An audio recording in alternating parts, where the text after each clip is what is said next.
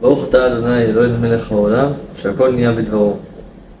חברים, איסור חמור מאוד להקשיב לשטויות האלה שאומרות שיש החלפת משמרות בין מלאכים.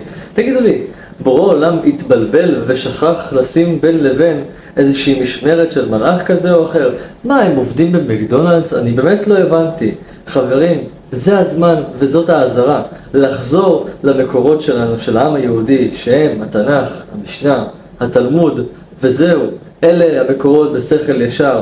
ובמידה ולא הבנתם איזשהו משהו שכתוב במשנה או התלמוד, אתם מוזמנים לנסות ולהבין משל, כמו ששלמה המלך מבקש מכולנו, להבין משל ודברי מליצה של חכמים.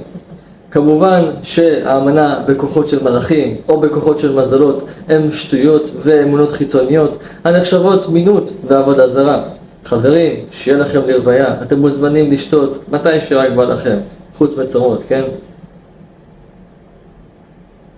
טעים.